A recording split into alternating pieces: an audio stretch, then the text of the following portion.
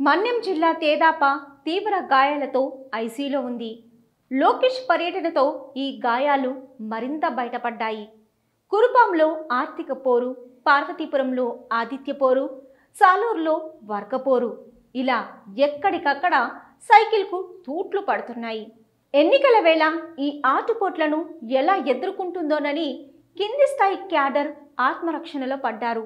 ఇటీవల ఉత్తరాంధ్రలో శంకరవం పర్యటనలో కూడా లోకేష్ ముందు ఈ పంచాయతీ పెట్టినట్లు తెలుస్తుంది. పార్టీ క్యాడర్కు లోకేష్ స్ట్రాంగ్ వార్నింగ్ ద్వారా గట్టి డోస్ ఇచ్చినట్లు సమాచారం. అవసరము అనుకుంటే ప్రస్తుతం ఉన్న ఇన్ఛార్జీలను సైతం మార్చేందుకు వెనకాడబోమని హెచ్చరికలు జారీ చేసినట్లు తెలుస్తోంది. ఇక కురుపాం నియోజకవర్గం పరిస్థితిని గమనిస్తే అక్కడ మొదటి నుండి తేదాపకు ఒక ఊపును హుషారును తీసుకొచ్చింది మాత్రం ఇన్ఛార్జ్ జగదీశ్వర్ అని మాత్రం ఖచ్చితంగా చెప్పవచ్చు. గత 3 ఏళ్లుగా వైకాపా సిట్టింగ్ ఎమ్మెల్యే హవాకు ఒక్కసారిగా బ్రేకులు పడ్డాయి. ఇక అక్కడి నుండి తేదాప రేసుకెళ్లిన గుర్రంలా దూసుకుపోయింది. సరిగ్గా ఇదే సమయంలో నేను ఒక్కడిని ఉన్నానంటూ బైరిచల్ర వీరేష్ చంద్ర ఊడిపడ్డాడు.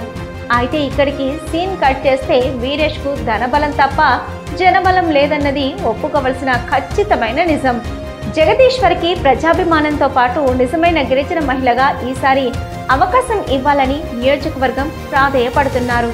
ఇక పార్వతీపురాన్ని పరిశీలిస్తే ఇక్కడ ఆధిపత్య పోరు నివురుగప్పిన నిప్పులా రాజుకుంటుంది.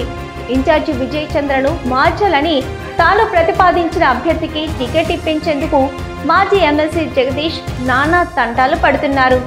అయితే జగదీష్ నియంతృత్వ పోకడలను ఎప్పుడో గుర్తించిన అధిష్టానం అతడికి చెక్ పెట్టింది. అయినప్పటికీ ఏ చిన్న అవకాశం వచ్చినా జగదీష్ ఇదే డిమాండ్ పదే గోపుతున్నారు. అయితే విజయ్ చంద్రను ఎట్టి పరిస్థితుల్లో మార్చే ప్రసక్తే లేదని అధిష్టానం జగదీష్ ముందు కొండ బద్దలు కొట్టినట్లు తెలుస్తుంది. ఇక సాలూరు సంతను పరిశీలిస్తే అక్కడ వర్గపోరు భగ్గుమంటుంది.